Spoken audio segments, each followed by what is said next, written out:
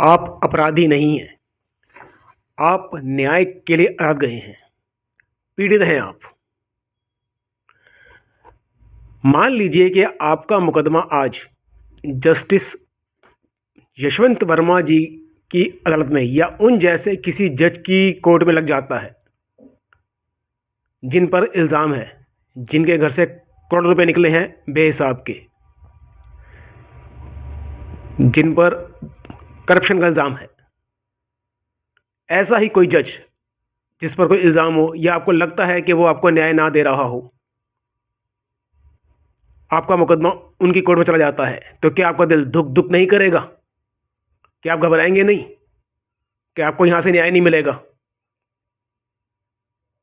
परेशान होंगे आप।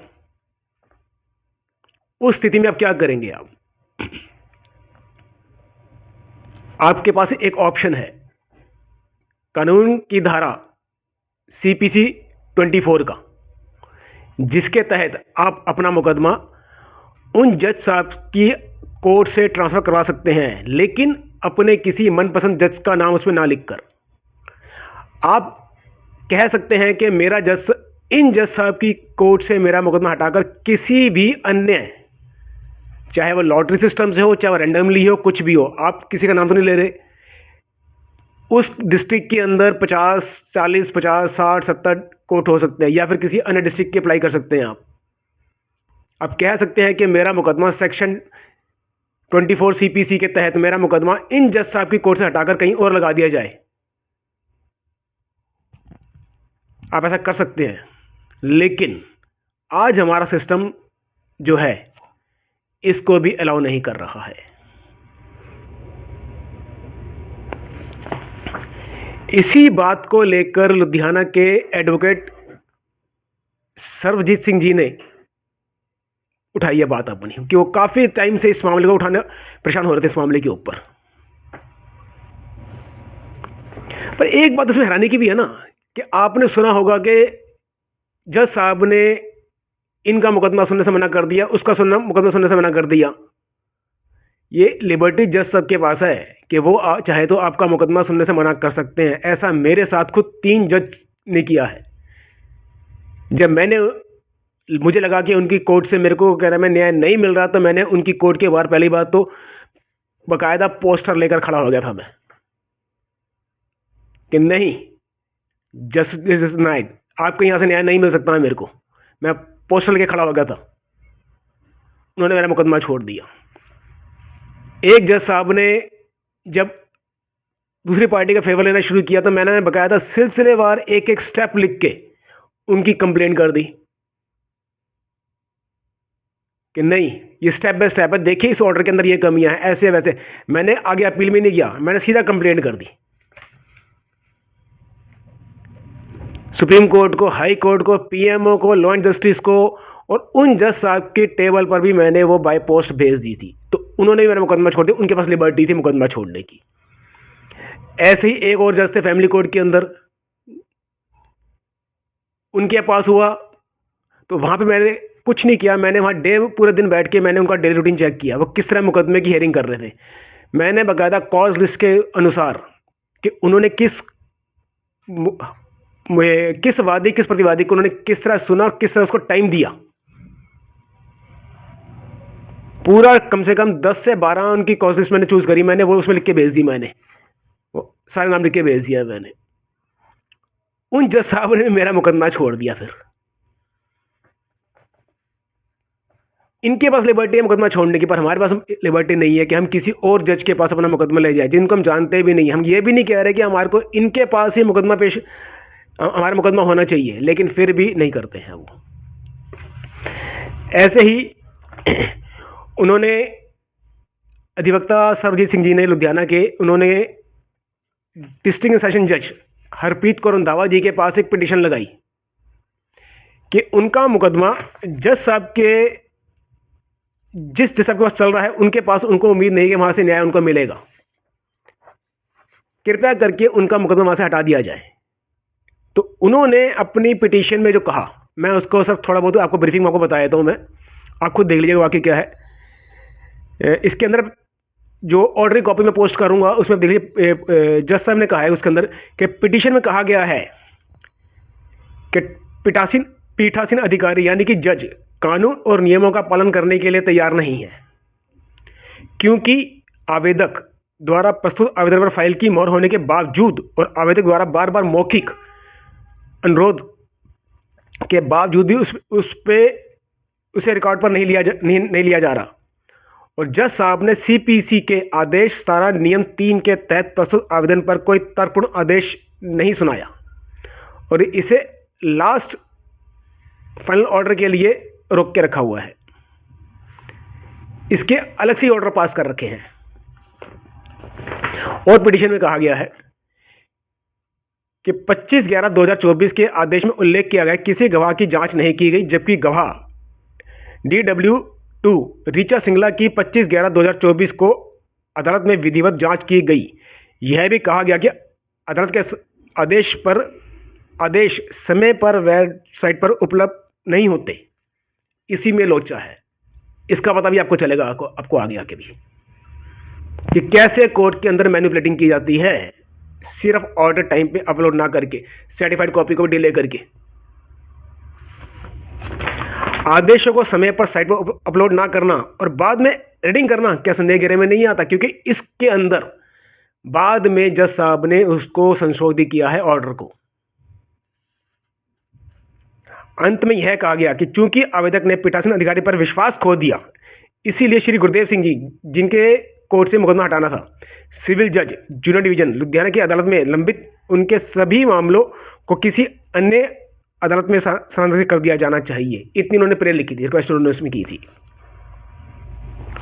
इसी के ऑर्डर के कॉपी के अंदर पैरा 4 के अंदर लर्नड पीठासीन अधिकारी की टिप्पणियां भी प्राप्त हुई और उनका अवलोकन किया गया, जिसमें जज साहब ने आवेदन में लगाए गए आरोपों से इनकार कर दिया। ट्रांसफर पिटीशन में उन पर जो आरोप लगाए गए थे डिनाई कर दिया उन्होंने, जैसा कि हमेशा होता ही है। कौन सा जज अपनी गलती मानेगा।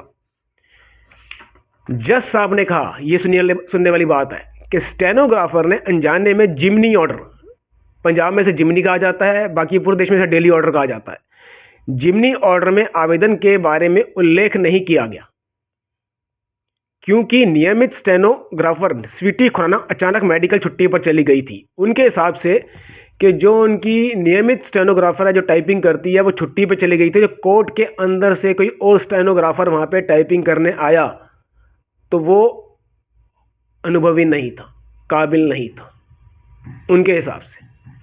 ये एक दिन की बात नहीं है, 2 दिन की बात है ये।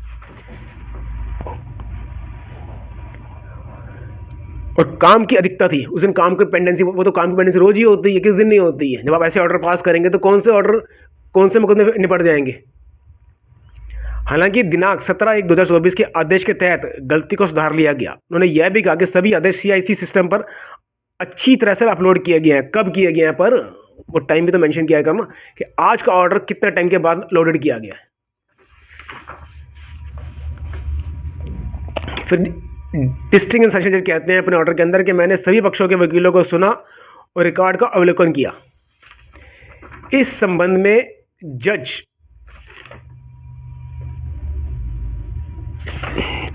साहब ने अपने टिप्पणी में स्पष्ट किया। टिप्पणी का मतलब है कि उन्होंने कोई रिटर्न के अंदर अपना जवाब नहीं दिया। इस ट्रांसफर पिटीशन के अंदर टिप्पणी कुछ भी चेंज की जा सकती है कल को, कि असावधानी के कारण उनके न्यायालय के स्टेनोग्राफर जिमनी आदेश में उक्त तथ्य का उल्लेख नहीं कर सके। क्या ये छोटी सी बात है क्या ये? चलिए मान लिया कि स्टेनोग्राफर ने लिखने में गलती करी, पर क्या जज साहब ने उसको बिना पढ़े ऑर्डर पास कर दिया? कल को कोई मेरी फांसी का ऑर्डर या आपकी फांसी का ऑर्डर उनके सामने रख देगा तो क्या उसे बिना पढ़े पास कर देंगे? क्या उनकी जिम्मेदारी नहीं है? कितना आसान है कि अपनी गलती को एक स्टेनोग्राफर के ऊपर टाल देना। इस तरह बिना पढ़े साइन करना, आदेश पारित कर रहे हैं वो, कोई छोटा मोटा कोई बात नहीं है, कोई 2-4-5 हज़ार रुपये का चेक भी नहीं है कि चले कोई बात नहीं, पैसा गया तो कोई बात नहीं। बिना पढ़े ऑर्डर को साइन करना, क्या वो जज साहब इस सीट के लायक हैं? सिर्फ इतना क्वेश्चन मेरे को बता दीजिए आप। कमेंट्स में जरूर बताइएगा कि ये जज साहब इस सीट के लायक हैं या नहीं है, जो अपनी गलती को स्टेनोग्राफर पर डाल रहे हैं। मैं कह रहा हूं स्टेनोग्राफर ने गलती करी, पर क्या उससे बड़ी गलती जज साहब की नहीं है कि उन्होंने बिना पढ़े उसको साइन कर दिया।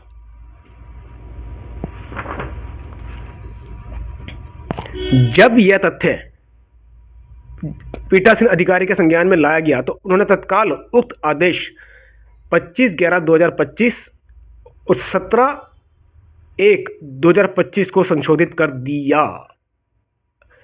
हमसे कहा जाता है कि अगर आपकी पिटीशन कोई गलती है तो उसको अमेंडमेंट की एप्लीकेशन दीजिए, उसको अमेंडमेंट कीजिए आप, तब जाके उसको ठीक कीजिए। जब जज साहब ने इसको अमेंडमेंट किया, इसमें एडिटिंग करी, फोटोशॉप में मॉर्फिंग कहते हैं, जब इसमें बदलाव के इस ऑर्डर के अंदर, क्या उन्होंने दोनों पक्षों को बुलाकर उनके सामने बदलाव किया? ये लिबर्टी क्यों है उनके पास कि किसी भी डेट को, पुरानी डेट के और दिए गए ऑर्डर को बाद में बुलाकर उसमें चेंजेस कर देते हैं? क्या ये भ्रष्टाचार नहीं है? क्या ये करप्शन नहीं है? कैसे बाद में कर सकते हैं इस ऑर्डर को चेंज? इससे कितने ऑर्डर बाद में चेंज हो सकते हैं कि इसीलिए कहते हैं कि कोर्ट के अंदर मौखिक ऑर्डर को छोड़ दिया जाता है, लेकिन जब बाद में फाइनल विस्तार सहित ऑर्डर आता है तो वो बदला ऑर्डर होता है। और इसीलिए अक्सर वकील साहब कहते हैं ये क्या हो गया, यही है काउंट साहब। तो इसके ऊपर मैं सिर्फ एक बात कहना चाहूँगा, आज के बाद जो भी ऑर्डर हो, चाहे 1 लाइन का ऑर्डर हो, चाहे 10 पेज का ऑर्डर हो, वो डे बाय डे दस्ती वकील साहब को देना चाहिए, वादी प्रतिवादी को मिलना चाहिए, कि बाद में उसमें किसी भी तरह की एडिटिंग की, किसी भी तरह के बदलाव की गुंजाइश जीरो हो जाए। जज साहब की गलती हो तो वो भी सामने सामने दिखे, बाद में उसको स्टेनोग्राफर की गलती कहकर टाला ना जाए। पेंडेंसी ऐसे बढ़ती है, मुकदमा होता कहीं किसी और टॉपिक पे और पहुंच वो कहीं और जाता है, इस तरह की गलतियों की वजह से बीच में टाइम कितना खराब होता है।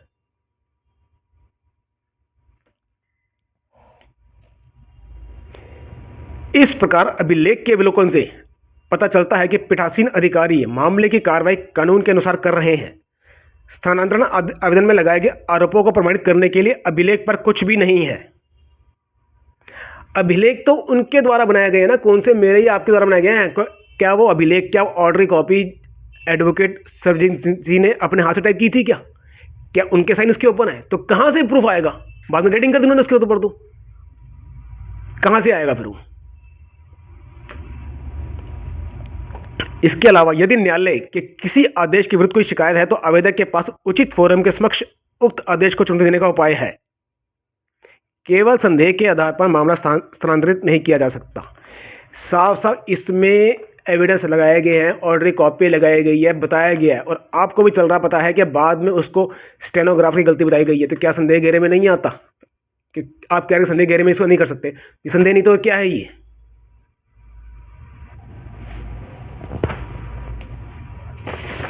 हम कैसे सिस्टम के अंदर रह रहे हैं, क्या कभी सोचा है आपने?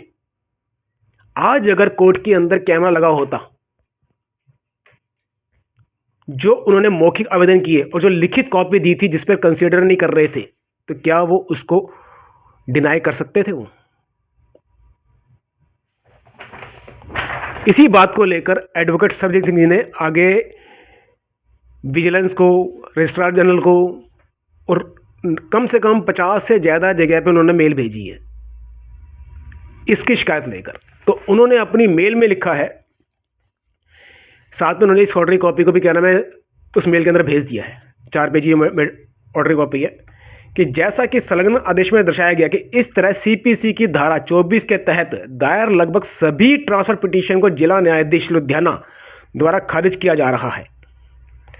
डिस्ट्रिक्ट सेशन जज सुश्री हरमीत कौर रंधावा जी, जिनके बारे में मैंने एक वीडियो बनाई थी अभी कुछ दिन पहले भी एक,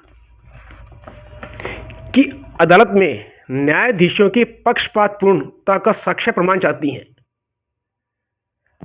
पक्षपातपूर्ण को कैसे साबित किया जा सकता है, ये जज साहब मेरे को बता दें बिना किसी डिजिटल एविडेंस के, कि मैंने मौखिक में कहा था, ये दिया था। उन्होंने अगर उसको रिकॉर्ड में नहीं लिखा तो मैं इसे कैसे साबित करूं?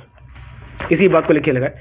क्या न्यायपालिका न्यायाधीशों के गलत कार्यों से संबंधित साक्ष्य आदि को एकत्रित करने और रिकॉर्ड करने की अनुमति जनता, वादियों और अधिवादियों को देगी?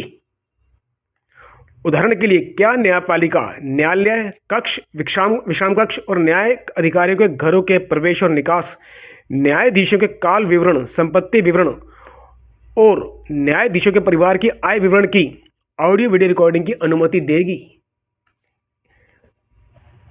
ताकि हम ऐसे आवेदनों के समर्थन में ऐसे साक्ष्य प्रस्तुत कर सकें। ये बहुत बड़ी बात बोली, और ऐसी बात बोलने के लिए डेयरिंग चाहिए। न्यायपालिका में सुधार सिर्फ ऐसे ही वकीलों के कारण होगा बस, अगर जब भी हुआ तो। गिनती के वकील होंगे मेरे हिसाब से, उंगलियों पे गिन लेंगे तो शायद उंगलियों की जो है ना गिनती होती है 12-24 की, वो भी पूरी नहीं होगी। ऐसे वकील गिनती के होंगे हमारे देश के अंदर। डेयरिंग चाहिए, सैल्यूट करना चाहिए ऐसे वकीलों को, साथ देना चाहिए मौके पे उनका। तभी ऐसे कितने एडवोकेट्स हैं जो अपने मुवक्किल की खातिर इतनी ज़्यादा तक आगे बढ़कर कंप्लेंट करने को इच्छुक होते हैं। ऐसे ही वकील हमारे देश को चाहिए, जो न्याय दिलवाने के लिए किसी भी हद तक जा सकें। उनके लिए न्याय के लिए कोई लास्ट लाइन नहीं होनी चाहिए कि न्याय चाहिए हमारे को, वो किसी का फेवर नहीं मांग रहे,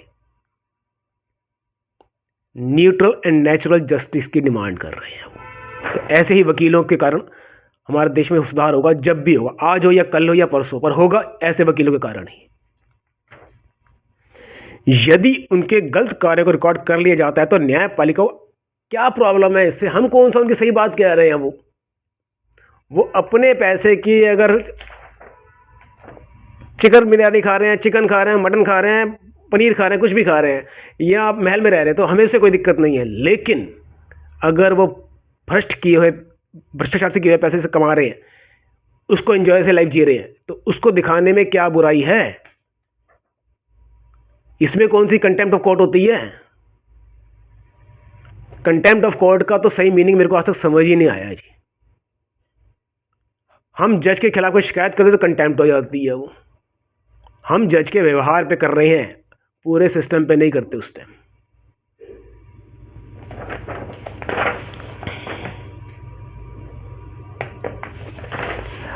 मैं फिर वही कहता हूं कि जब तक हमारे देश के अंदर ऑडियो वीडियो रिकॉर्डिंग नहीं होगी और ऐसे वकील साहब नहीं होंगे जो अपने एडवोकेट, जो अपने क्लाइंट के लिए किसी हद तक जा सकते हो, तब तक सुधार नहीं होगा।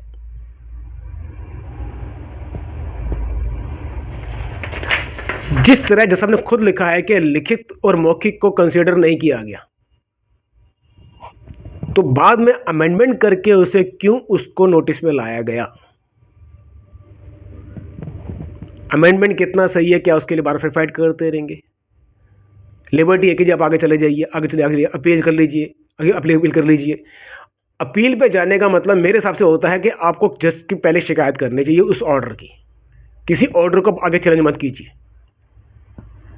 कि इस ऑर्डर में ये कमी है, इस जज साहब में ये कमी है, तभी इस ऑर्डर में ये कमी है।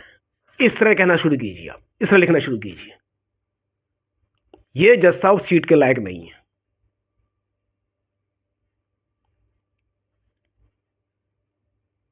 अगर एडवोकेट सरबजीत सिंह जैसे मान लीजिए गिनती के कुछ वकील अगर इस तरह के अपने एफर्ट्स करने लग जाएं, तो कैसे सुधार नहीं होगा? ऑडियो वीडियो रिकॉर्डिंग की मांग करने के लिए वकील सब अपने क्लाइंट्स को क्यों रोकते हैं? आगे बढ़कर खुद एप्लीकेशन लगाएं, डिमांड करें कि नहीं, अब हमें ऑडियो वीडियो रिकॉर्डिंग चाहिए।